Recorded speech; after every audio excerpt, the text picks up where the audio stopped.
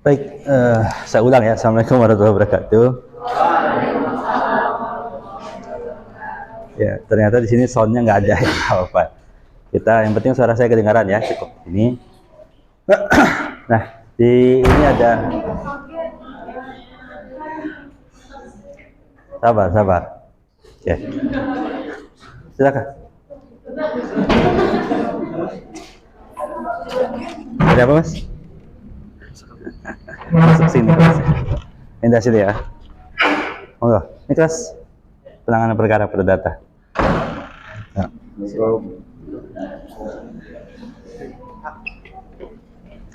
Oke, ada nggak kursinya? Kalau nggak ada, ambil di sebelah. Kalau kursinya kurang, diambil di sebelah. Kayaknya kurang. Ada nih, depannya dua nih.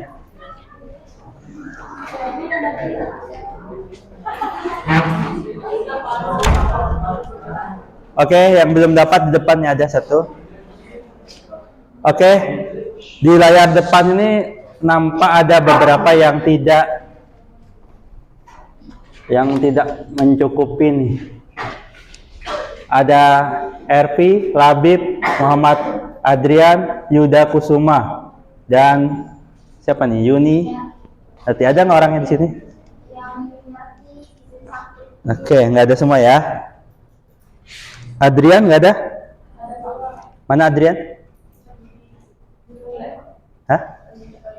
Oke. Yuda Kusuma?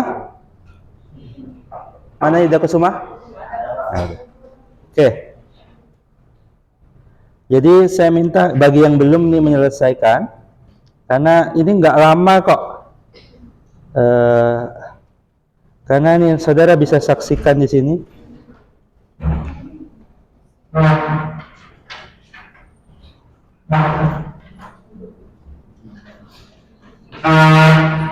Saya akan zoom nama ini. Ada yang nama Alisa Zahra? Mana? Nah, ini Alisa Zahra ini hebat. Kenapa? Dia bisa berapa persen? 90%. Cuma time-nya yang saya agak unik.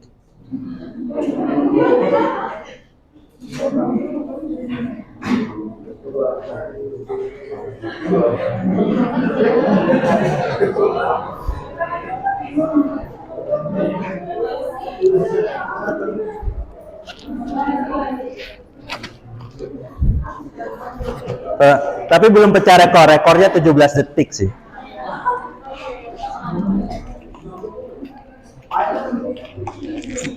Ya, silahkan tanya dia aja gimana caranya bisa 2 menit menyelesaikan materi.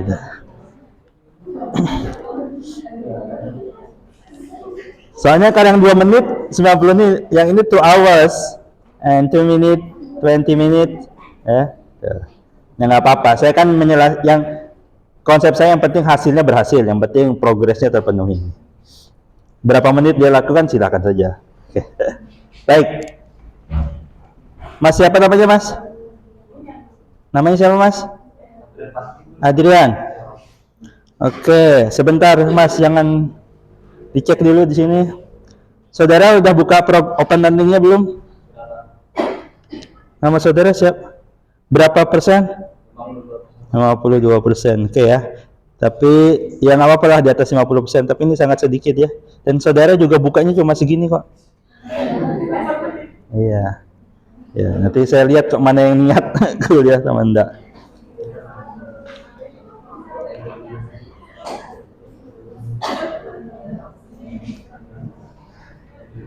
Baik.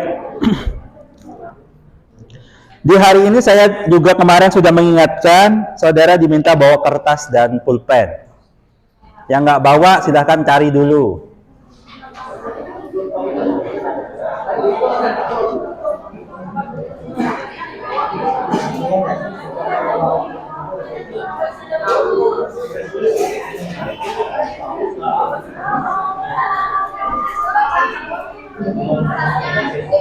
Bebas.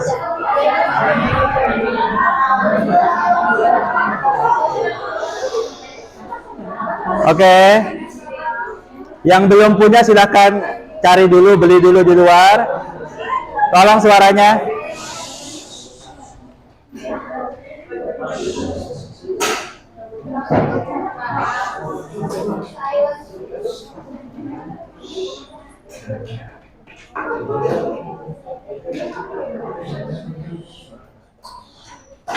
Dah?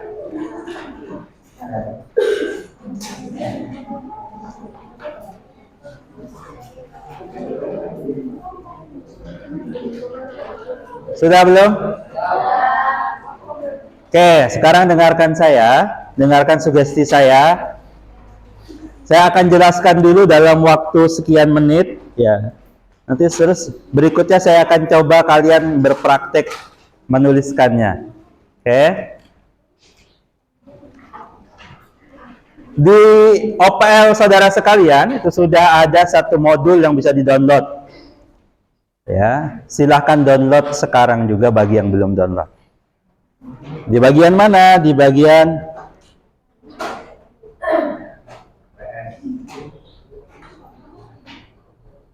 references. Oke, modul praktikum.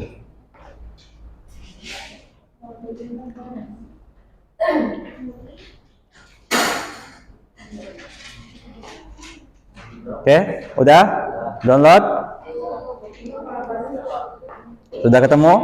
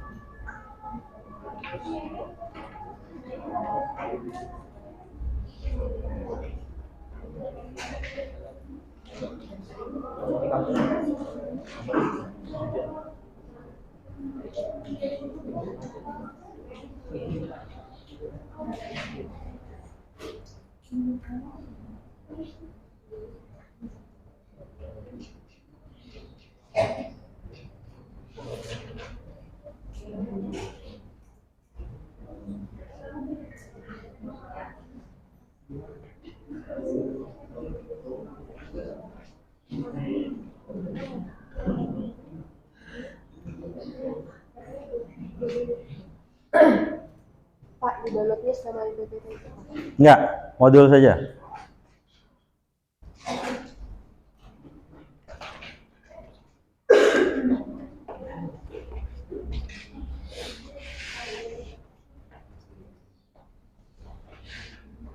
Oke, nggak ada kendala. Sinyalnya Pak jelek Pak, ya senasib. Oke. Kalau susah ya satu download, yang lain di share di grup kan bisa. Oke ya. Baik. Saya akan jelaskan sedikit bicara tentang modul praktikum ini. Di modul ini saudara akan temukan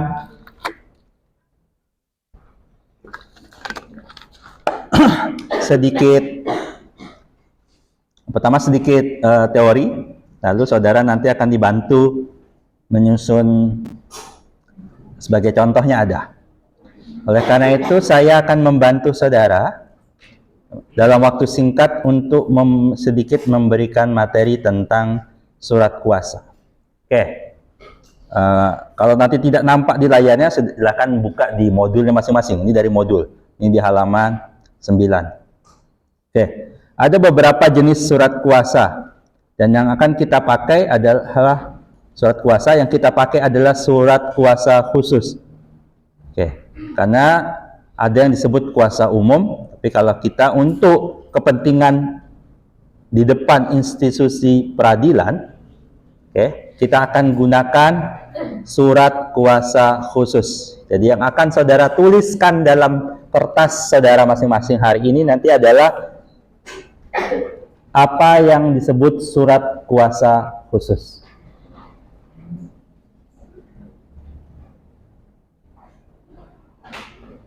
Apa syarat-syaratnya? Nah, itu yang nanti sudah dibantu di dalam itu. Nanti saudara perhatikan kembali apa syarat-syarat yang ada di sana. Pertama yang ada adalah identitas. Identitas siapa? Para pihak. Baik yang memberikan kuasa maupun penerimanya. saudara dianggap sebagai lawyer yang nanti akan menerima kuasa. Maka pemberi kuasa juga harus jelas siapa yang memberikannya. Saudara belajar dalam hukum perdata, hukum dagang, hukum acara perdata itu bahwa yang disebut dengan nama orang, tahu orang ya? Atau badan, bukan orang sih namanya. Subjek hukum itu bisa orang, bisa bukan orang. Hantu Pak, bukan. Ya, bisa badan yang disebut dengan setara orang, subjek hukum itu, subjek hukum, subjek itu bisa orang, mohon maaf tulisannya jelek, bisa badan hukum, walaupun saya agak malas menyingkatnya begini. Tuh kan nggak mau dia. Ya, ini badan hukum ya. Oke, jangan dibaca singkatannya, badan hukum saja, biar gampang. Nah, yang bisa memberikan kuasa kepada saudara, bisa orang, bisa badan hukum. Maka saudara kemarin belajar tentang teori badan hukum, saya tidak akan ulang di sini. Apa saja badan hukum nih? Apa ya contoh badan hukum? Apa? CV, salah kan gitu. Nah, namanya CV itu bukan badan hukum. PT itu badan hukum. Nggak apa-apa ya, di sini tuh tempatnya disalah-salahin. Agar bayangkan ya, kalau yang datang ngomongin nanya tuh pemberi kerja saudara atau orang yang wawancara saudara, saudara jawab CV, langsung gagal saudara wawancara. Ya, makanya salahlah saat ini akan dibenarkan. Di bulan praktek ini adalah kumpulan dari teori-teori yang saudara itu lalu diterapkan. Nah, saya sering menemukan begitu, teorinya hilang. Nah, ya contoh tadi ya, keluar kata CV. Apa saja yang badan hukum itu apa saja? PT, terus firma, salah lagi. Ya kan? Nah, sudah dua jawaban yang salah. Koperasi badan hukum. Yayasan badan hukum. BUMN itu bentuknya tidak ada, bentuknya PT juga, ya kan? PT Pertamina, Zero. PT Garuda Indonesia, itu BUMN. Jadi BUMN jawaban yang salah, ya. Gitu, kita temukan yang salah di sini. Saya cermati, pokoknya yang salah-salah kita buang kesalahan itu agar saudara lulus jadi sarjana hukum itu tidak lagi membawa kesalahan. Ya kalau salahnya itu nyonteng jawaban, selamat saudara masih itu. Tapi kalau di depan klien, oh iya Pak, firma saudara adalah badan hukum. Ngawur. Itu namanya sakit kakinya bengkak, tapi dikasih obat mah. Nah, jadi ya. Jadi penting sekarang saudara memberikan obat yang tepat untuk penyakit yang tepat. Oke. Pokoknya nanti saudara bikin apa ketemu salah, saya salahkan langsung. Agar apa? Tempat salah itu pas kuliah ini. Nanti pas UTS jangan salah lagi. Jadi waktu kuliah lagi dikoreksi satu persatu itu, nah, temukanlah kesalahannya. Apa? Ya, jadi saya ingin tunjukkan bahwa yang bisa memberikan kuasa di sini adalah yang disebut sebagai badan hukum atau orang. Jadi tak selalu yang memberikan itu pasti orang, tapi badan hukum. Pak, badan hukum gimana dia tanda tangan surat kuasa? Nah itu saudara ingat-ingat kembali peraturannya gimana.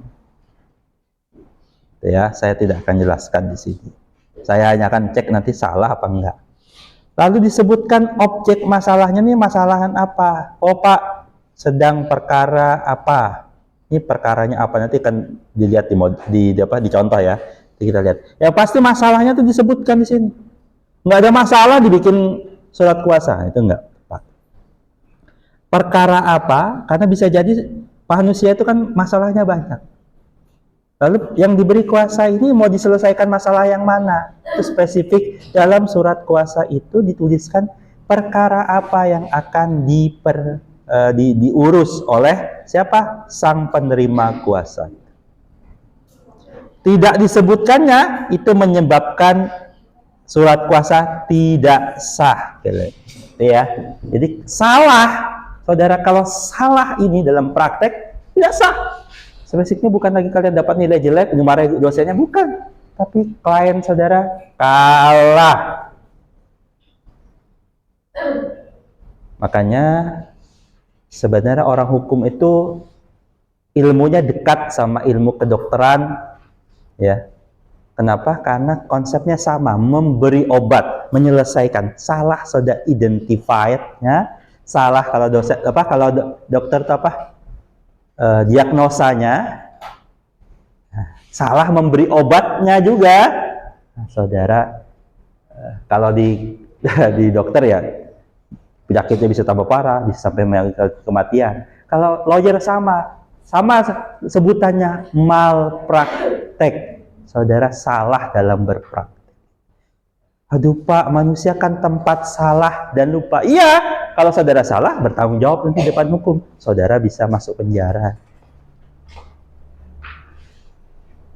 Aduh Pak, berarti saya gak usah jadi aja praktek hukum ya. Urusan saudara, tapi saya mendidik. Tugas saya sebagai dosen ini menghindarkan saudara dari kesalahan-kesalahan yang ada. Mending dinyalakan apa dimatikan? Kalian suka gelap-gelapan? Iya lagi jawabnya. Ya. Lalu apalagi yang harus disebutkan di sini, yaitu menyebutkan spesifik juga objek yang dimasalahin itu yang mana. Objeknya harus jelas. Kalau ada perkara yang berkaitan dengan objek.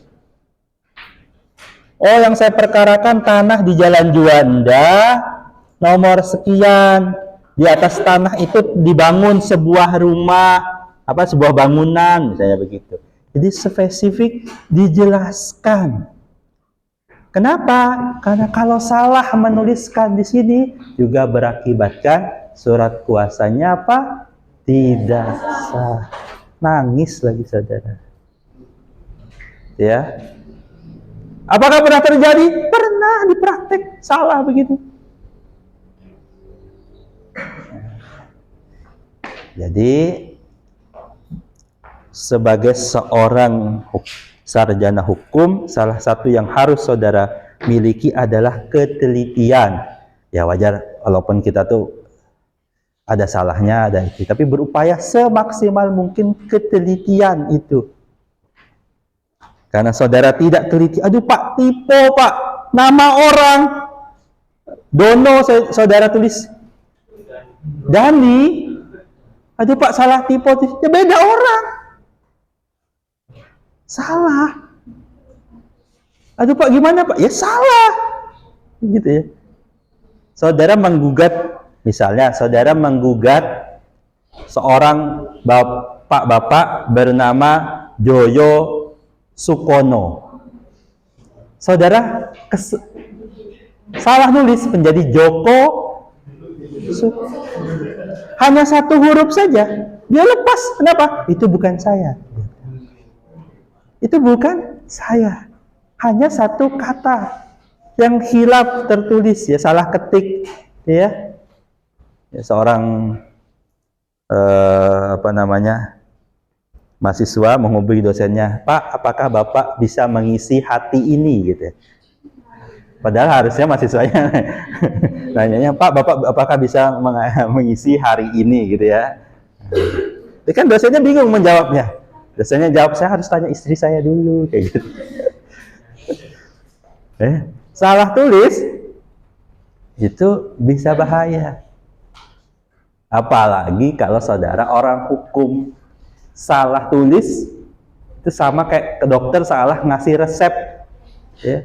Beda obat jadinya, mati ya orang. Salah tulis ukurannya, saudara harusnya meter, saudara tulis sentimeter, atau kilometer, saudara tulis nolnya kurang 1. Nol kurang 1 itu sepele, tidak. Duit 1 miliar, nolnya kurang 1, nggak jadi 1 miliar, 100 juta jadinya. Bedanya 900 juta. Kalau beli kerupuk 900 juta itu bisa 3 lantai kerupuknya. Nol, sepele enggak. Dalam hukum di praktek ini saudara dituntut sangat teliti.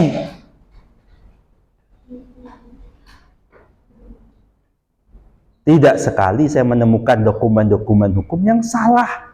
Efeknya jadi panjang. Pernah suatu ketika saya ketemu dokumen itu, ini dia.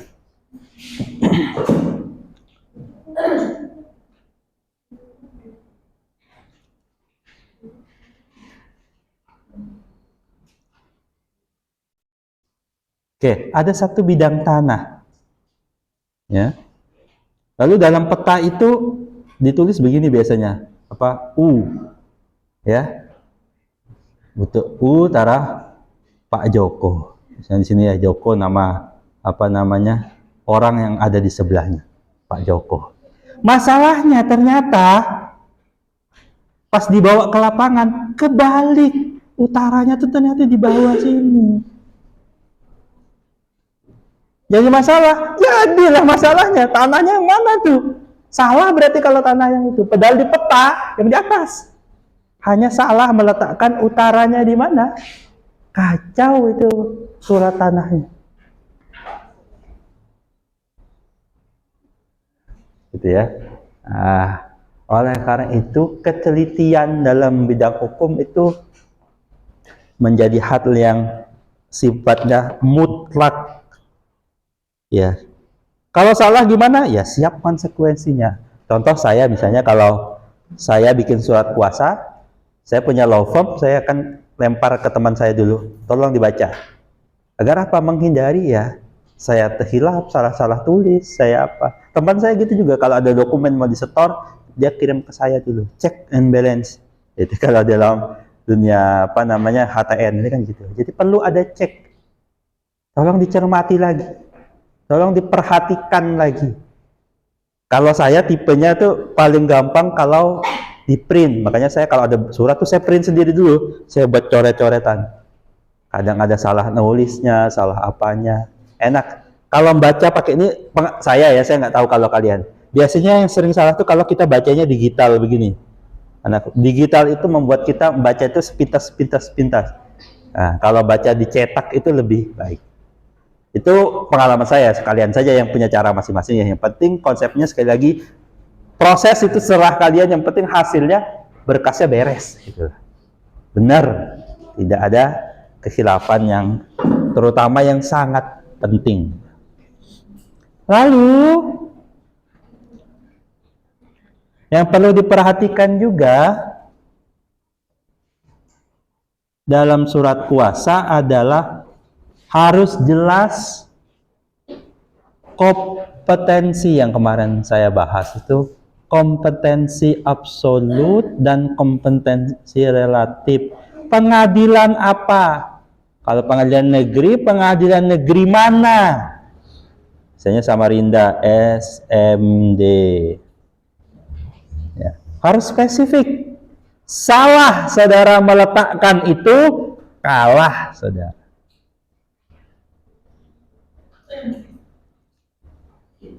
Maka untuk hal-hal yang sifatnya kompetensi ini hukumnya wajib dipahami secara detail.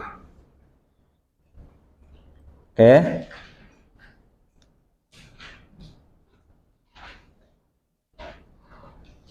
Tidak dipenuhinya syarat-syarat tadi mengakibatkan apa yang saudara bikin itu tidak, perkaranya nanti tidak dapat diterima. Cacat formal. Makanya nanti kalau dalam putusan hakim ada salah satu bentuk putusan namanya NO, tidak dapat diterima. Bukan ditolak, bisa jadi isi substansinya benar, tapi salah format, salah surat kuasanya, salah surat gugatan formalitasnya salah, maka perkaranya tidak dapat diterima. Oke, ini apa saja yang sebaiknya ada dalam surat kuasa. Identitas pemberi, sekali lagi pemberi ini bisa orang, bisa hantu, bukan? Bisa badan hukum. Ya, nanti badan hukum. Lalu identitas penerima. Apa identitas penerima nih? Lawyernya, advokatnya. Hal yang dikuasakan itu dirincikan apa saja. Lalu kapan diberikannya?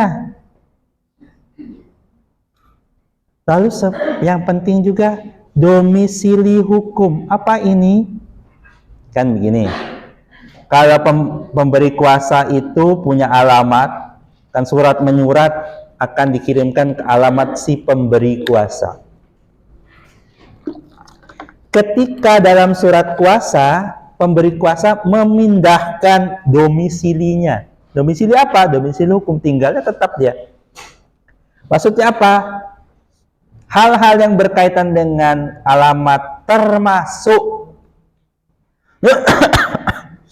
nanti berkaitan dengan surat menyurat dan apapun itu dipindahkan ke sini. Ke tempat siapa? Ke tempat lawyernya. Lalu penting juga diberi tanda tangan dan dari kedua pihak, nanti ditambah apa namanya kemarin? Ya, sudah taubat kalian ya. Meterai. Ini teorinya, sebelum nanti lihat contohnya. Ada pertanyaan dulu? Nggak ada, Pak. Ya, kalau nggak ada berarti saya anggap paham. Ini bukan, sekali lagi, kalau kalian nggak tahu tanya, karena di sini saudara bikin. Kalau salah ya, aduh Bapak nggak jelasin. Ini sekali lagi saya hanya nyontohin sedikit. Ini menandakan kalau kalian nggak bisa, berarti ada masalah dengan materi yang saudara tempuh di sebelum-sebelumnya.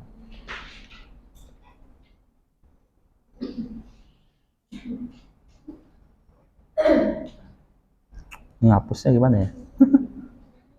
hapus. Mana ngapusnya?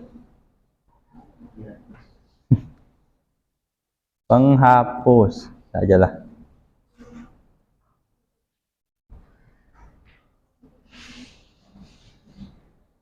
Saya download lagi aja lah.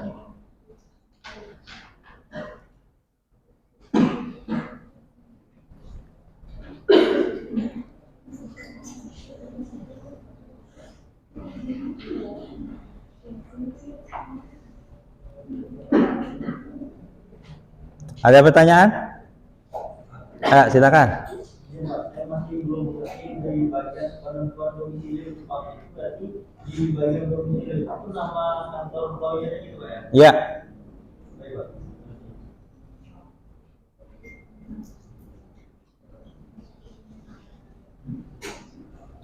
Ada lagi?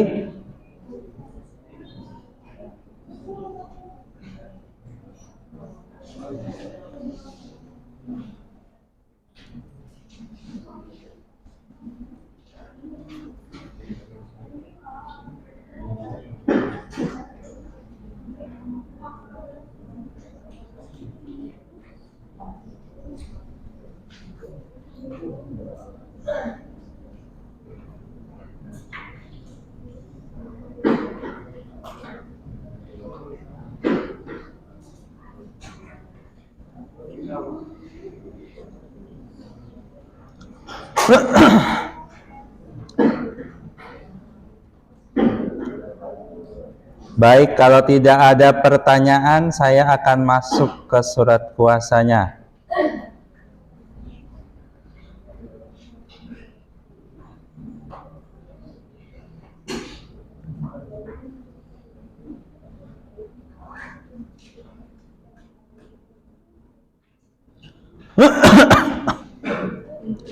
Baik. Surat kuasa itu formatnya itu sebenarnya terserah. Formatnya terserah. Asal yang tadi disebutkan itu ada. Maksudnya gimana? Bentukannya tuh gimana? Itu bebas-bebas saja. Ya. Tapi saya bantu saudara untuk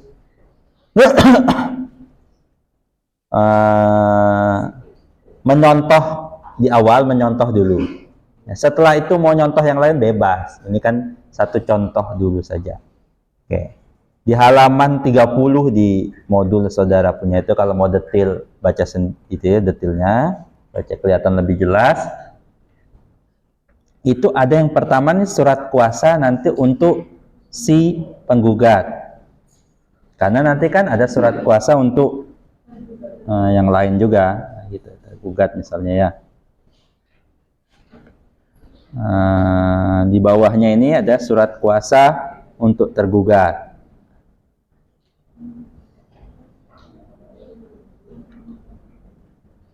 Oke.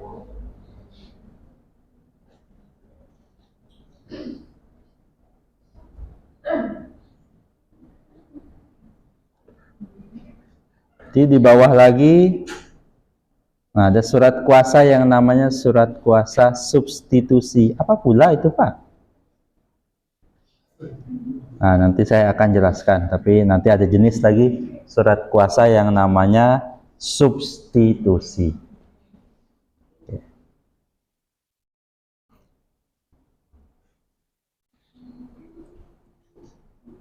Ini ada contoh juga, misalnya surat kuasa. Nah, yang ini contoh surat kuasa yang di sini, surat kuasa yang sifatnya bukan khusus, dia spesifik. Nah, ini tidak harus diberikan kepada lawyer, contoh jual tanah. Nah, tidak harus kepada lawyer. Tidak harus ya. Ini kalau dalam. Ada surat kuasa istimewa lagi. Apa pula banyak-banyak itu, Pak. Nah, yang fokus hari ini adalah surat kuasa khusus untuk penggugat. Oke.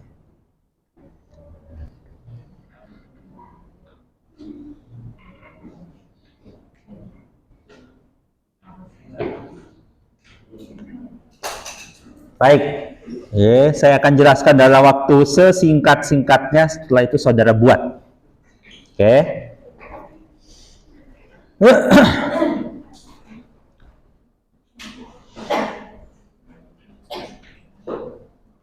Oke, ambil napas dulu.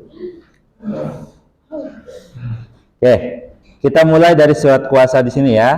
Di atasnya saya tidak menyarankan ada kop, kecuali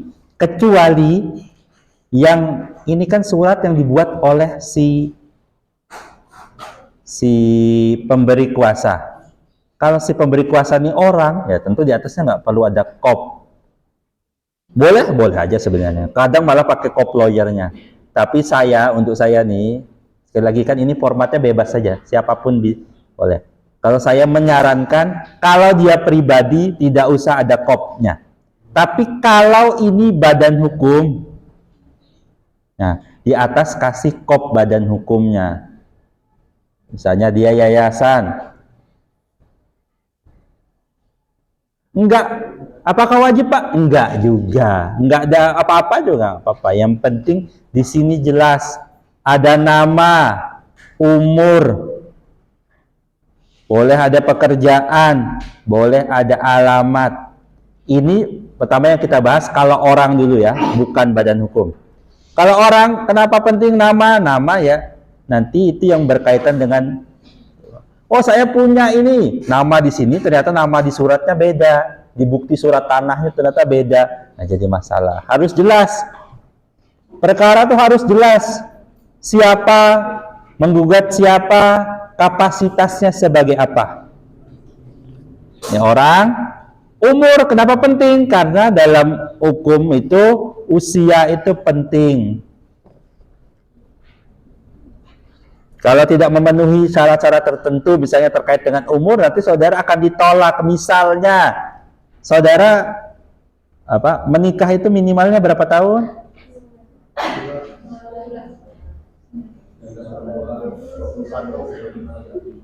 Nah, ini aja beda-beda. Cari saudara tuh, cek kembali.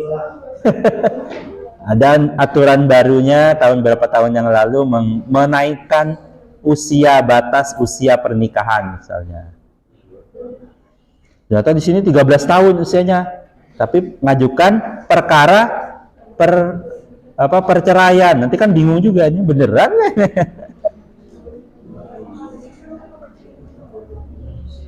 Itu ya. Jadi penting ada usia dan sebagainya. Usianya berapa di sini? Oh, usianya ternyata 22 tahun. Oke, 22 tahun. Nanti dalam gugatan ternyata menerangkan bahwa penggugat memiliki tanah sejak tahun 95. Sebentar, kan dilihat usianya jadi 22 tahun, sejak kapan dia punya tanah dari 95? Nah, ini kan berarti ada kesalahan. Entah, oh itu dulu punya bapaknya ya, jangan disebut punya dia. Harus dijelaskan kalau dulu tanah itu milik bapaknya, lalu tahun kapan diwariskan atau dihibahkan, harus jelas. Seringki-ringkinya, yang jangan sampai menimbulkan ketidakpahaman atau kesalahpahaman bagi orang yang membaca surat kuasa, maupun nanti kan ini nyambungnya ke gugatan, agar gugatan juga nyambung sama yang tersebut sebagai surat kuasanya. Lalu pekerjaan, kenapa ini penting? Misalnya ke saudara mau ngurus, kami pernah mengurus cerai. Nah, di sini tertera dia PNS, atau pernah ada juga yang dia militer, atau dia Polri. Nah, untuk aturan-aturan tertentu seperti ini ada syaratnya. Harus ada izin bercerai dari institusinya. Kalau itu nggak ada, langsung ditolak. Nah, makanya penting pekerjaannya itu juga disertakan di dalam surat kuasa. Alamat ini penting. Kenapa? Karena menentukan nanti juga berkaitan dengan, ada yang tahu? Yang tadi kita bicarakan, kompetensi. Kompetensi baik absolut maupun relatifnya. Salah saudara menjelaskan ini, nanti tertolak surat kuasanya. Jadi habis ini kalau bikin surat kuasanya di kelas ini, itu jangan dibayangkan hanya untuk tugas. Bayangkan beneran ada klien menghadap saudara, menyerahkan, percaya betul dengan saudara. Jangan sampai saudara kecewakan. Ya kan? Saudara kan ya suka hati yang kecewa kan?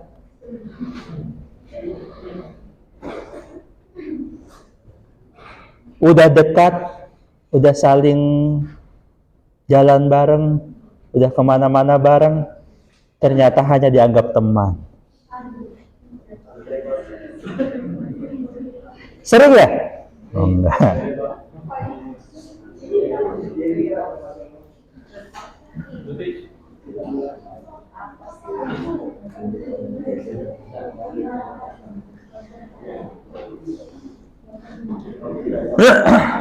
Baik. Kalau di tengah-tengah ada yang mau ditanya, tanya dulu ya. Silakan saja. Yang penting saya ini hanya singkat saja. Mungkin ada yang tidak saya sampaikan. Mungkin ada yang tidak tersampaikan, tapi itu sifatnya saudara harus bisa, gitu. Kenapa? Karena target perkuliahan ini saudara bisa. Oke. Setelah yang ini di awal ini adalah disebut sebagai identitas dari pihak-pihaknya ya. Ini identitas si pemberi. Oke. Setelah itu kita akan berlanjut ke identitas siapa? Identitas penerima kuasa.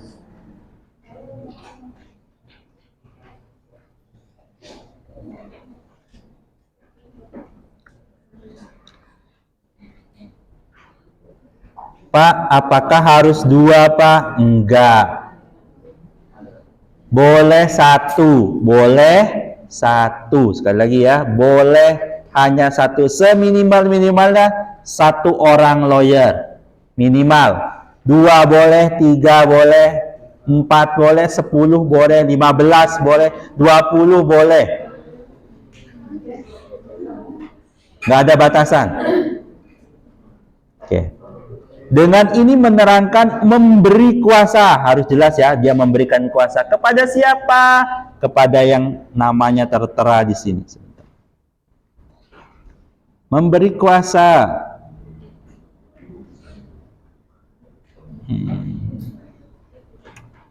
Kepada siapa namanya yang sini? Ya. Mereka itu siapa? Disebutkan advokat. Nah, ini advokat saja boleh, tanpa ini nggak masalah, ini hanya buah-buah saja. Ya, advokat. Pada kantor apa? Pada kantornya ini. Nama kantor kalian lah. Ini kan nama kantor saja, bebas. Mau namanya Unyil Law Firm, Upin and Co. Boleh, bebas saja nama kantornya apa. Saya punya teman itu bikin kantor namanya, jelek susah kali.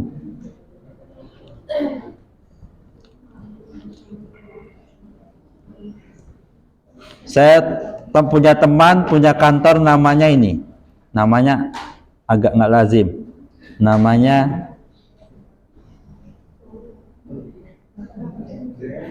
ada yang tahu ini apa? Temis apa? Ada yang tahu?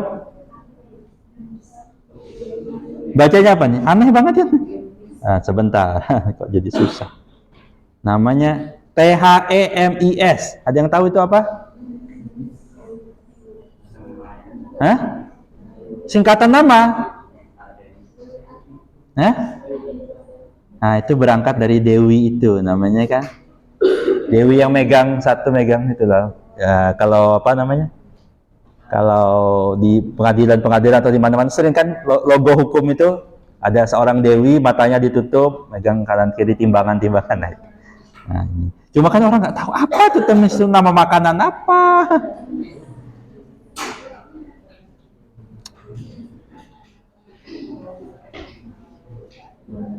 Oke, gitu ya. Bebas saja. Ini kantor saya tuh, namanya Al-Hadi Prasetyo Lawyers. Oke.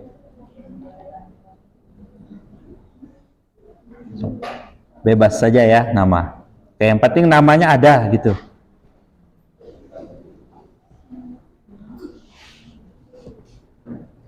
Mana ini?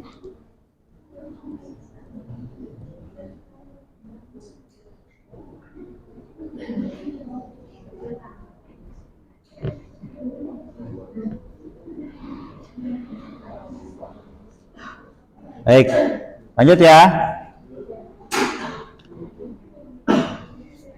Baik, lalu jelas ada alamatnya.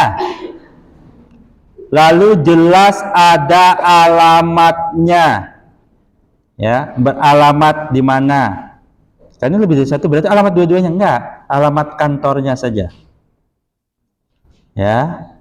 Lalu sekarang butuh telepon, sekarang kan nambah namanya, sekarang kalau ada nomor HP boleh. Ya, tolong dicermati, ini kata yang sering mahasiswa salah. Saya sampaikan ini, jangan salah. Kata baik bersama-sama maupun sendiri, ini hanya untuk yang lawyernya lebih dari satu. Maksudnya apa? Kalau ini muncul begini misalnya ya, kalau saya bilang ini nggak ada, saya hapus dulu. Anggap ini saya hapus ya. Kata baik bersama-sama maupun sendiri itu terhapus. Suatu ketika datang ke pengadilan hanya atas nama Baharudin Slamet. Sama hakimnya dibaca surat kuasanya. Baharudin Slamet ya, mewakili siapa? Nama di atas ya, layannya. Saudara sendiri, iya, sini ada Muhammad Yusuf. Muhammad Yusufnya mana? Muhammad Yusufnya sakit, Pak. Sakit yang mulia, ya, tidak bisa hadir. Apakah sah? Tidak. Kenapa tidak sah? Karena kata-kata ini tidak muncul. Kata-kata ini menyelamatkan agar kalau surat kuasa lebih dari satu orang lawyer itu hanya diwakili satu, sah. Kenapa? Baik bersama-sama maupun sendiri.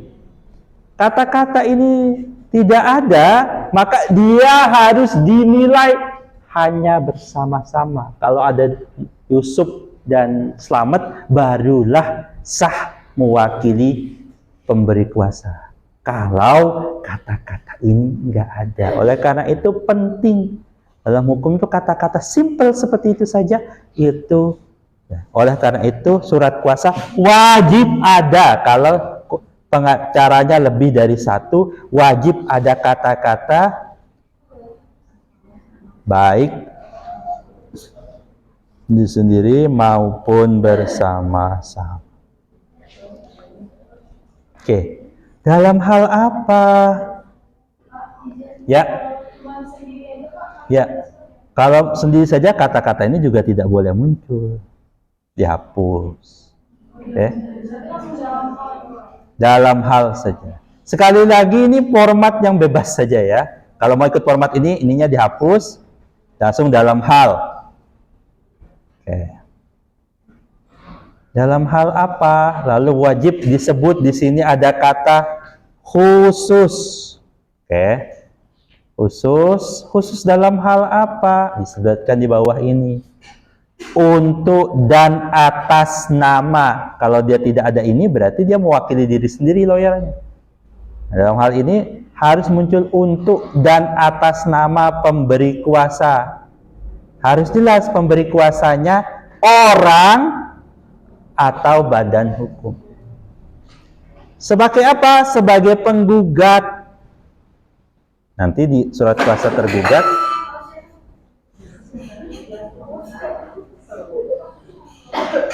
nanti dalam surat kuasa tergugat ini namanya tergugat. Untuk mengajukan gugatan, gugatannya harus jelas. Mau gugatan perceraian, mau gugatan wan prestasi, mau gugatan PMH, mau gugatan surat pembatalan surat tanah. Nah, saudara penting. Paling sering salah mahasiswa di sini. Tidak jelas ini perkara apa. Saudara yang harus menjelaskan secara rinci ini perkara apa. Lalu di pengadilan mana? Kemudian terhadap siapa? Nih ya. Ini siapa ini? Ini adalah tergugatnya. Tergugat sama, boleh orang, boleh badan hukum.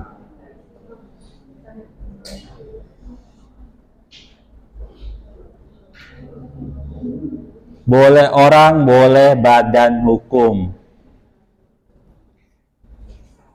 Apakah boleh lebih dari satu? Boleh. 20 pun boleh. 30 pun boleh. Jadi tergugat, penggugat maupun tergugat itu tidak ada batasannya maksimalnya. Yang ada minimalnya, minimal 1. Nggak ada digugat. Saya ingin menggugat dia sebaku perkara perceraian. Siapa suaminya? Nggak ada.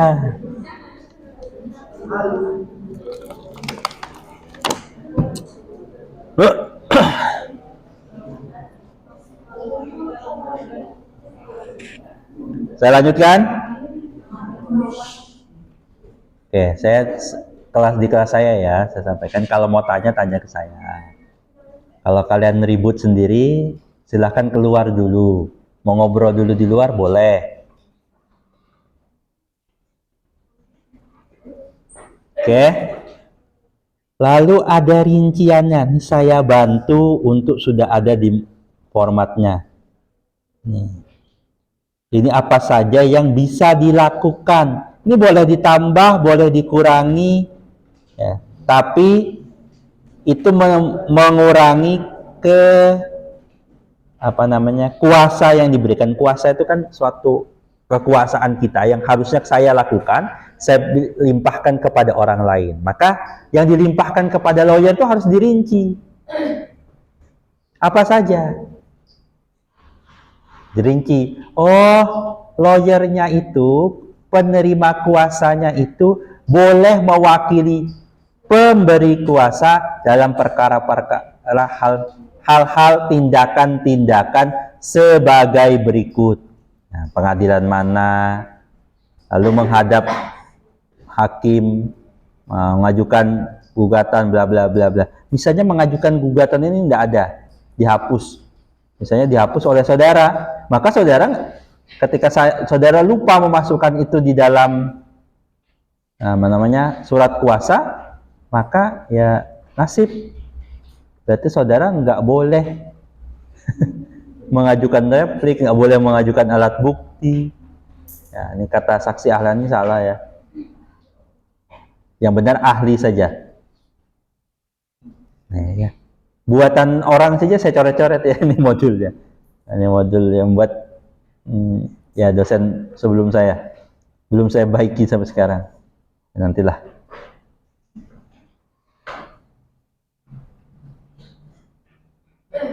Oke. Lalu ada nih kata-kata diberikan, ini wajib ada ya. Untuk mata kuliah ini wajib ada hak substitusi dan hak retensi. Apa hak substitusi itu? Hak substitusi itu intinya kan penggantian. Kalau apa? Kalau tiba-tiba Slamet dan Yusuf ini nggak bisa datang, jadi nggak bisa dong. Nah, dia substitusi kepada Joko misalnya, lawyer lain. Nah, itu pakai surat kuasa substitusi yang ada di bawah. Jadi guna surat kuasa substitusi itu, kalau lawyernya ini berhalangan, nah dia bisa minta diwakilkan kepada Joko, lawyer yang lain misalnya, dengan surat kuasa substitusi. Itu hanya bisa terjadi kalau ada syaratnya lagi. Kalau dalam surat kuasa ditulis ada substitusi dan retensi. Retensi ini hanya untuk kalau ada surat tulisan substitusi sebenarnya. Retensi ini apa? Retensi itu untuk menyimpan, menahan berkas-berkas sebenarnya. Oke, nanti saja saya jelaskan. Lalu di bawahnya ada, nah ini kata-kata ini penting juga. Ini sekali lagi bisa di atas, bisa di bawah. Ini kadang di tempat lain memilih domisili hukumnya di atas ada tulisannya. Kalau di sini tulisan domisili hukumnya ada di bawah sini. Penting untuk memilih domisili hukum kepada tempatnya si penerima kuasa, si lawyernya. Nah, lalu di bawah ada tanggal ya, pemberi kuasa, ada materainya, materai 10.000 ya, itu pun materai, sebenarnya meterai ya, meterai 10.000, lalu tanda tangan, ini tanda tangan beneran ya, bukan di, kalau ini kan waktu membuat kita asal saja, misalnya saya tambah tanda tangan saya, no,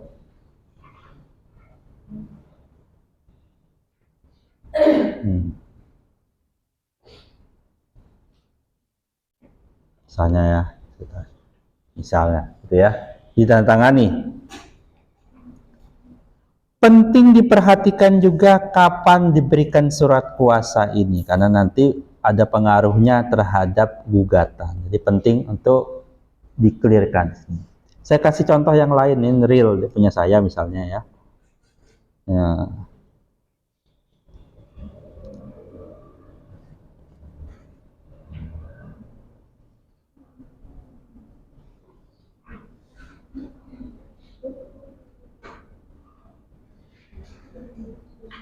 Oke, memilih domisili hukumnya ada di atas sini. Nah, ini saya kasih contoh, bukan secara pribadi, tapi sebagai badan hukum. Badan hukum apa? Dia bertindak selaku mau atas nama. Oke, gitu ya. Contoh saja. Baik, adakah pertanyaan? Tidak ada. Kalau tidak ada, silahkan buka OPL-nya. Di bagian learning activities yang surat kuasa. Nah, saudara diminta buat surat kuasa. Oke, untuk mengajukan gugatan sesuai kasus posisi itu secara tulis tangan. Saya beri waktu hanya setengah jam. Karena ini kan kalau gagal setengah jam, berarti saudara pasti gagal nanti. Ya, saya beri waktu setengah jam. Sebelum dimulai ada pertanyaan? Saya kasih stopwatch nanti. Hah? Ya bebas. Nambung sampai 200 halaman enggak apa-apa juga. Ada pertanyaan? Ada? Nggak ada? Kalau nggak ada, saya mulai dari sekarang. Timer deh. Saya bikin timer ya, 30 menit ya.